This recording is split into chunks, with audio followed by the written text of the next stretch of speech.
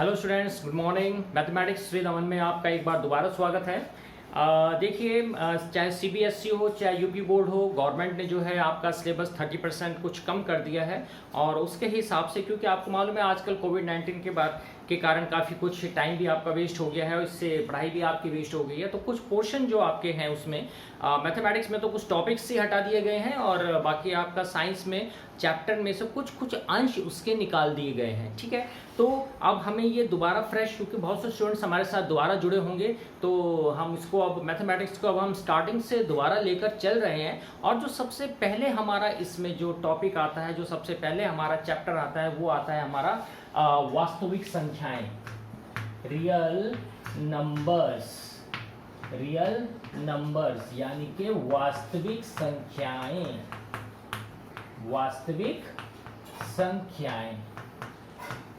और वास्तविक संख्याएं जो हैं, हम इस चीज को 9th क्लास में स्टडी कर चुके हैं। हमने सारी वास्तविक संख्याएं पढ़ी हैं। इसमें हमने परिमेय संख्या, हमने अपरिमेय संख्या यानी कि रैशनल नंबर और इरैशनल नंबर, हमने इन दोनों चीजों को उसमें पढ़ा है। अब आगे 10th क्लास में हम इसके जो गुण धर्म हैं उनके बारे में जानकारी करेंगे। और इसमें दो चीजें आपको ध्यान रखनी है जो हमें पढ़नी है।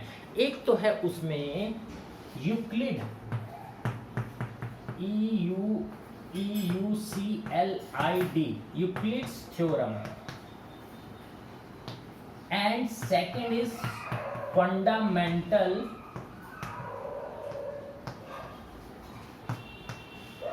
theorem of arithmetic।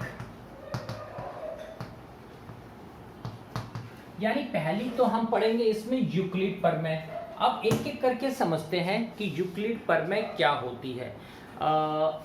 तो यूक्लिड डिवीजन प्रमेय बोलते हैं इसे हम, यानी ये भाग से संबंधित है। पहली बात तो ये कि ये हमारी भाग से संबंधित है। क्या होती है ये, इसके बारे में देखिए। यूक्लिड क्या होती है, मान लीजिए कोई दो पूर्णांक हैं a और b, और आप a को b से भाग दे रहे हैं, तो उसमें हमारा एक शेषफल r बचेगा। हमने ये मान लिया है। ठीक है, मान क्या लिया, ऐसा होता है, हमने a और b मान लिया है, मतलब उन पूर्ण संख्याओं को। तो मैंने क्या बोला कि एक पूर्ण संख्या a है और एक b है, तो इससे जो है शेषफल, जब इसे आपस में भाग देंगे तो शेषफल r बचेगा। r क्यों माना, क्योंकि r रिमाइंडर यानी कि शेषफल तो पहला अक्षर r है, तो इसलिए उसको r मान लिया गया, r इज रिमाइंडर। तो यहाँ पर हमारा जो r है वो लेस देन b होना चाहिए, और होता ही है क्योंकि शेषफल हमेशा b से छोटा होता है। शेषफल हमेशा b से छोटा होता है। तो यूक्लिड प्रमेय को या यूक्लिड डिवीजन लेमा को आप इस तरह समझ सकते हैं कि यदि मान लीजिए a और b दो पूर्ण संख्याएं हैं और दो पूर्णांक हैं, और q और r दो पूर्ण संख्याएं हैं। यहाँ पे कुछ अंतर है। पूर्ण संख्याएं, पूर्णांक, ये सारे हमारे वास्तविक संख्या हैं। ये भी हमारी, जैसे मैंने बोला कि पूर्णांक, इन्हें हम बोलते हैं इंटीजर्स इंग्लिश में। आप जैसे नंबर लाइन पे बनाते हैं, राइट साइड में +1 +2 +3 +4 +5 6 7 8, लेफ्ट साइड में 0 से जब आप लाइन खींचते हैं तो -1 -2 -3 -4 -5, ये सारे आपके इंटीजर्स कहलाते हैं। अगर मैं प्राकृतिक संख्याओं की बात करता हूं, तो प्राकृतिक संख्याओं का मतलब है जो संख्याएं 1 से शुरू होती हैं फिर आगे तक चलती रहती हैं, अपरिमित चलती रहती हैं। लेकिन पूर्ण संख्याएं हम उन्हें बोलते हैं जो संख्या 0 से शुरू होती है, उससे हम होल नंबर, पूर्ण को हम इंग्लिश में होल नंबर्स कहते हैं। तो होल नंबर यानी कि पूर्ण संख्याएं जो कि 0 से शुरू होती हैं, प्राकृतिक संख्याएं हमेशा 1 से शुरू होती हैं। तो यहाँ पे मैं ये बता रहा हूँ यूक्लिड के बारे में कि यदि कोई दो पूर्णांक a और b इस प्रकार हैं और q और r दो पूर्ण संख्याएं हैं, तो हमारा a = bq + r होता है। a = bq + r होता है, जहां पे 0 is less than and equal to r is less than b। ये आपको ध्यान रखना है। अब ये क्या है, ये आप पहले भी छोटी क्लास में पढ़ते आ रहे हैं। देखिए, मैं आपको उदाहरण के साथ बताता हूँ। मान लीजिए मैं 11 को 4 से भाग दे रहा हूँ, 11 को 4 से भाग दे रहा हूँ, तो 4 दूनी 8, यहाँ बच गया 3। अब यहाँ पर a क्या है, a मेरा 11 है, b क्या है, 4 है, और q क्या है, 2 है, और r क्या है 3 है। तो जब आप 4 को 2 से मल्टीप्लाई करेंगे, 4 दूनी 8, 8 और 3 11, वही हमें चाहिए। ठीक है, तो वो फॉर्मूला जो आप बचपन से करते आ रहे हैं, आपको ध्यान रखना है, ये जो है ये हमारा कहलाता है भाज्य। भाज्य इक्वल्स टू भाजक मल्टीप्लाई भागफल और प्लस शेषफल प्लस शेषफल। इसे आपने इंग्लिश में भी याद कर रखा है, dividend equals to divisor multiply quotient plus remainder.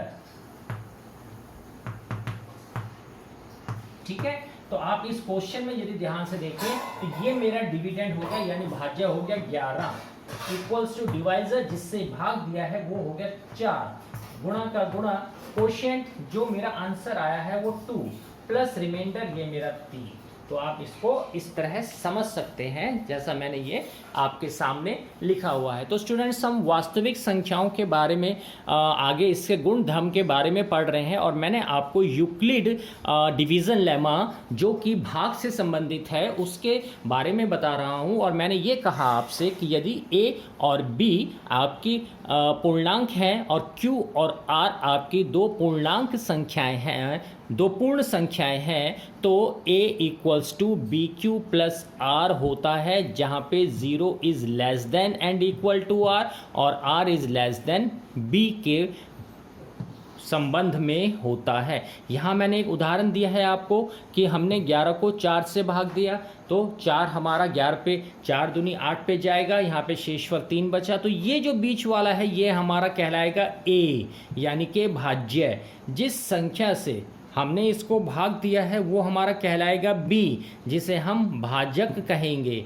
ठीक है, जो आंसर आता है उसे हम q कहते हैं, q यानी कि कोशिएंट कहते हैं, यानी कि भागफल कहते हैं, और जो हमारा नीचे बचता है वो हमारा शेषफल कहलाता है। ठीक है, तो इससे आपको चीज़ पता होनी चाहिए, ये formula, this is important for doing the questions of Euclid. हमें जो भी क्वेश्चन आएगा, अब यूक्लिड क्या है, हमें किस चीज़ के लिए इसको यहाँ पे कर रहे हैं, वो हमें HCF यानी कि महत्तम समापवर्तक निकालने के लिए हमें इसको यूज कर रहे हैं। HCF इंग्लिश में कहते हैं highest common factor, highest common factor, और हिंदी में महत्तम समापवर्तक। तो यहाँ पर अब हमारे दो चीज़ें हैं, एक तो यूक्लिड है और एक फंडामेंटल थ्योरम है। दोनों तरीकों से जो फंडामेंटल थ्योरम है वो हमारा प्राइम फैक्टर निकाल के, यानी कि गुणनखंड निकाल के हम कैसे उसका HCF या LCM निकालेंगे, वो चीज़ आपको समझाई जाएगी। और यूक्लिड से इस तरीके से, इस फॉर्मूले से यूक्लिड से HCF निकालना सिखाया जाएगा। तो बेसिकली हम यहाँ पर आपको हाईएस्ट कॉमन फैक्टर यानी कि फैक्टर निकालना बता रहे हैं कि दो संख्याएं जब हमें दे रखी हैं, 2 या 3 दे रखी हैं, तो उसका HCF कैसे निकाला जाता है। ठीक है, तो आपने इसको नोट कर लिया होगा। मैं फिर आपको अब इसका क्वेश्चन, मैं डायरेक्ट अब NCERT के ही क्वेश्चन आपको करवाऊंगा आपको, लेकिन ये उसका बेस समझ में आना चाहिए, तभी आप उस एक्सरसाइज को भी समझ पाएंगे। ओके,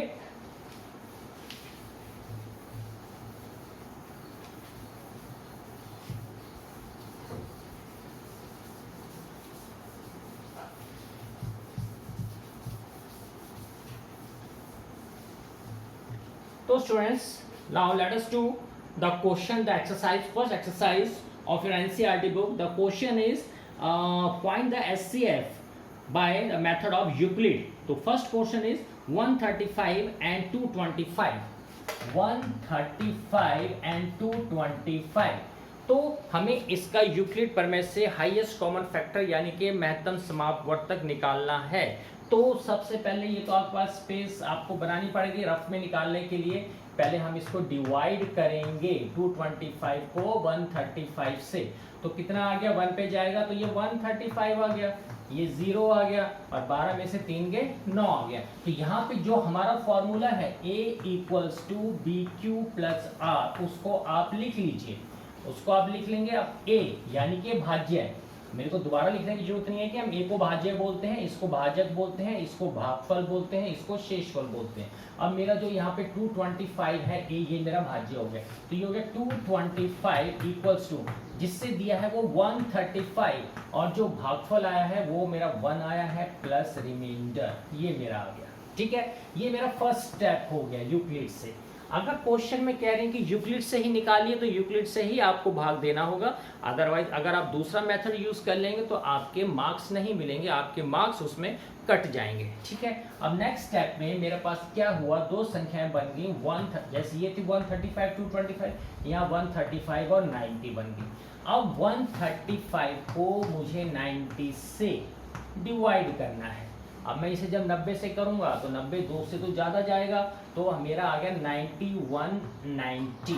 कितना बच गया बेटा, यहाँ पे 5 और यहाँ 30 में से 9 गए, 4 बच गया, यही बचा ना। अब यहाँ दोबारा देखिए, यही सेम A मेरा क्या है, ये हो गया 135 इक्वल्स टू B मेरे पास क्या आ गया, ये आ गया 90 और भागफल क्या आ गया, यानी Q क्या आ गया, 1 आ गया और प्लस शेषफल मेरे पास 45 आ गया। नेक्स्ट में जो मेरे पास है 90 और 45, अब 90 को मैं 45 से करूंगा डिवाइड, 45 से, तो 45 दूनी 90, यहाँ क्या बचा 0। अब आप देखिए यहाँ पे अगेन, यहाँ पे आ गया 90 इक्वल्स टू 45, भागफल 2 और शेषफल 0, ये हमारा थर्ड स्टेप और फाइनल स्टेप। यानी कहने का मतलब क्या हुआ, जब तक शेषफल 0 ना आ जाए आपको ये स्टेप लगातार करने पड़ते हैं। अब यहाँ पे हमारा जो है शेषफल 0 आ गया, अब जब ये 0 आ गया तो हमारा ये आंसर निकल कर आ गया। यानी 0 जब तक शेषफल नहीं आएगा आप उसे डिवाइड करते रहेंगे। ये सारा काम आपका रफ में करना क्या है और ये सारा काम आपका फेयर में करना है क्या, तो इसको नोट कर लीजिए।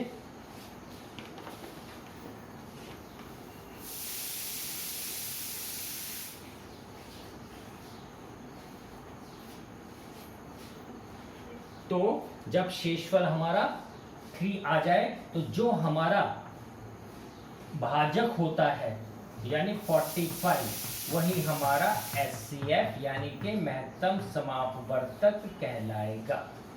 जिस कॉलम में, जिस स्टेप में शेषफल 0 आ जाएगा वहां का जो भाजक है, ये 45 आया था, ये देखिए 45 आया था, तो ये हमारा HCF हो जाएगा। ठीक, अब इसके 2 पार्ट और हैं, वो सेम हैं, उसकी आप खुद प्रैक्टिस भी कर सकते हैं। मैं आगे चलता हूँ आपको समझाते हुए नेक्स्ट टाइप का भी कुछ क्वेश्चन, जिसमें आपको इम्पॉर्टेंट क्वेश्चन है और कोई मुश्किल क्वेश्चन नहीं है, आराम से कर सकते हैं उसके जैसा। फिर कोई भी क्वेश्चन है, अब इस टाइप का भी कोई भी क्वेश्चन आपके पास आएगा तो आप उसको कर ही लेंगे। तो बाकी इसके 2 पार्ट्स और हैं, उसकी आप अपने आप प्रैक्टिस करें। देखिए, जब तक आप अपने आप किसी भी क्वेश्चन की प्रैक्टिस नहीं करेंगे, करके अगर सारे ही यहाँ पे कर दिए जाए तो आपकी प्रैक्टिस नहीं हो पाएगी। आपको भी तो अपने आप करना आना चाहिए। तो जो 2 पार्ट हैं उसको आप अपने आप करेंगे। अब हम आगे चलते हैं।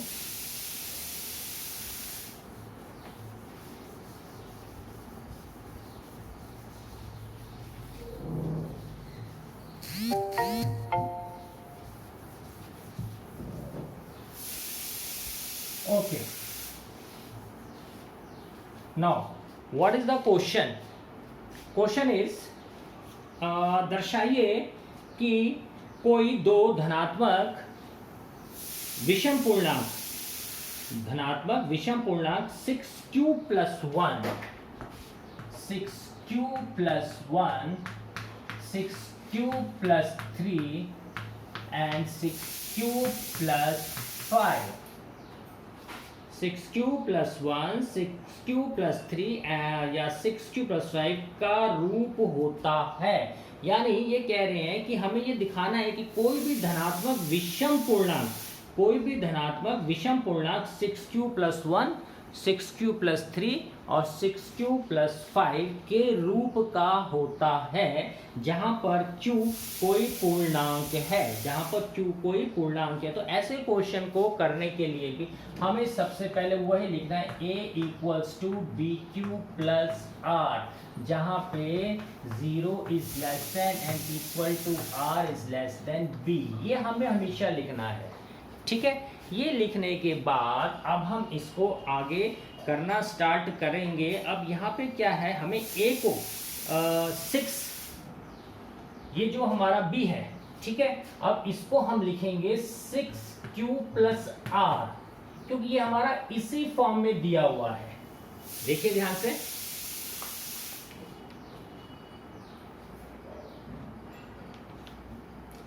ठीक है ना। तो ये हमारा a = 6q + r। अब इसमें करना कुछ नहीं है, केवल क्योंकि ये हमारा 6 है और मैंने ये आपको बता रखा है, यहाँ पे ये b मेरा 6 हो गया। तो अगर मैं इसे लिखूं 0 is less than and equal to r is less than 6, less than 6 यानी 6 से नीचे, 6 से नीचे का मतलब मेरे पास क्या हो गया कि r = 0, 1, 2, 3, 4, 5। बारी बारी से मेरे को r का ये मान रखना है, बारी बारी से। अब मैं r को मैं 0 लेता हूं, तो a = 6q + 0, तो a = 6q आ गया, ये फर्स्ट आ गया। इसी तरह अब मैं r को 1 लूंगा, जब मैं r को 1 लूंगा तो a = 6q + 1 आ गया, ठीक है। ये मेरी विषम संख्या आ गई। अब मैं अगर r को 2 लेता हूं, r को 2 लूंगा तो a = 6q + 2, ये मेरी सम संख्या। देखिए सम और विषम का क्या मतलब है, इसमें सम संख्याएं जो हमारी 2 से भाग हो जाती हैं, 2, 4, 6, 8, 10, 12, जो जिसके भी आगे हमारा 2 आ रहा है, 4 आ रहा है, 6 आ रहा है, वो सारी सम संख्याएं। और जिसके आगे 1, 3, 5, 7, 9 वो हमारी विषम संख्याएं। तो क्वेश्चन में हमसे वो स्पेशली बोल रहे हैं इस विषम संख्या के लिए हमारा। अब ये हमारी सम संख्या है, तो सम को हमें लेना ही नहीं है, जो विषम है एक हमारा ये आ गया। इसी तरह जब हम r को 3 लेंगे, r को जब हम 3 लेंगे तो a = 6q + 3, एक हमारी विषम ये आ जाएगी। इसी तरह जब हम r को 4 लेंगे तो वो हमारी सम आएगी, ठीक है। फिर हम r को 5 लेंगे, यानी 6 से नीचे जहां तक है हम उसकी वैल्यू रखेंगे, तो ये हमारा a = 6q + 5। तो ये तीनों के तीनों हमारे आ जाएंगे जो इन्होंने हमें कहे हुए हैं। नोट करें इसे।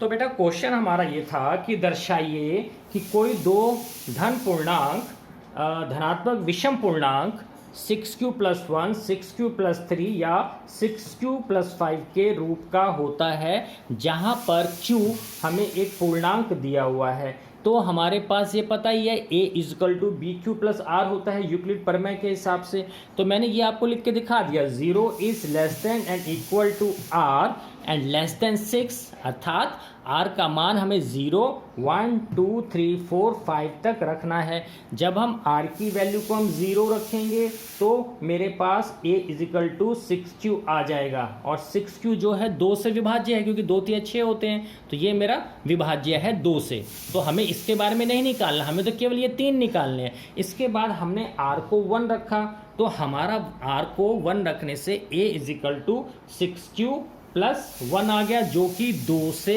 भाग नहीं होता। ये 2 से, क्योंकि ये विषम आ गया, 2 से भाग नहीं होता।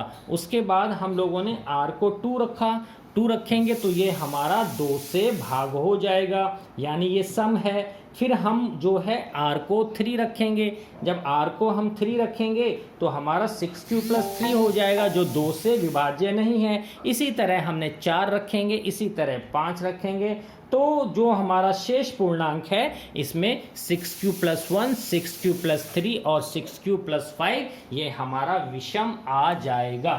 ठीक है बेटा, तो नोट कर लें इसे जल्दी से।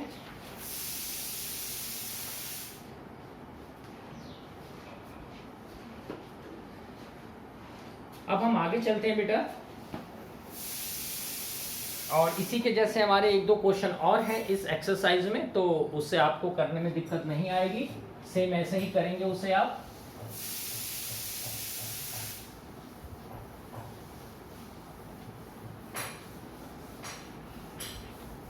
अब हम नेक्स्ट क्वेश्चन करते हैं। नेक्स्ट क्वेश्चन क्या, हमारी नेक्स्ट एक्सरसाइज है। अब नेक्स्ट एक्सरसाइज में हमारा जो फर्स्ट क्वेश्चन है वो ये है, निम्नलिखित संख्याओं को अभाज्य गुणनखंड के गुणनफल के रूप में लिखिए। अभाज्य गुणनखंड के, वेरी सिंपल। आई थिंक आप इसको 7th से कर रहे हैं। अब जैसे पहला ही इसमें 140 है, 140 अभाज्य गुणनखंड। अब अभाज्य संख्या कौन सी होती है? देखिए, पहले तो आप ये ध्यान रखिए कि सबसे छोटी अभाज्य संख्या कौन सी होती है। मैंने आपको सम संख्या बताया जो 2 से शुरू होती है, 2, 4, 6, 8, 10, ठीक है। विषम संख्या बताया जो 1 से शुरू होती है, 1, 3, 5, 7। अब अभाज्य संख्या क्या है? अभाज्य संख्या या तो 1 से, या फिर जो खुद के ही टेबल में आती हैं और किसी के भी टेबल में नहीं आती, किसी और संख्या से नहीं कटती, या तो इटसेल्फ या फिर 1। अब सबसे पहली जो अभाज्य संख्या है वो संख्या सम भी होती है। एक ही केस है वो ऐसा कि पहली अभाज्य संख्या 2 होती है, 2 सम भी है और 2 अभाज्य भी है। बाकी आगे कोई भी सम संख्या अभाज्य नहीं होती। तो अभाज्य संख्या पहली 2 हो गई, फिर 3, क्योंकि 3 केवल अपने टेबल में आता है, किसी और के टेबल में नहीं आता। उसके बाद 5 केवल 5 के टेबल में आता है। नेक्स्ट इज 7 भी केवल अपने ही टेबल में आता है। उसके बाद 9 नहीं होगा, क्योंकि 9 के टेबल में भी आ रहा है और 3 के टेबल में भी आ रहा है, तो 9 अभाज्य नहीं होगा। 10 तो सम है ही। फिर 11 केवल 11 के ही पहाड़े में आता है। 12 नहीं होगा, क्योंकि सम आगे की कोई भी अभाज्य नहीं होगी। फिर 13 हो जाएगा, फिर 17 हो जाएगा, फिर 19 हो जाएगा, फिर 23 हो जाएगा, फिर 29 हो जाएगा, फिर 31 हो जाएगा। यानी ये सब अपने अपने ही टेबल में आती हैं, तो ये संख्याएं आप अपने आप निकाल सकते हैं। अब यहाँ पे हमें ये कह रहे हैं कि 140 के अभाज्य गुणनखंडों के रूप में व्यक्त कीजिए। अब 140 के अभाज्य गुणनखंड, वही तरीका जो आप पहले से करते आ रहे हैं। 2 7 14 0।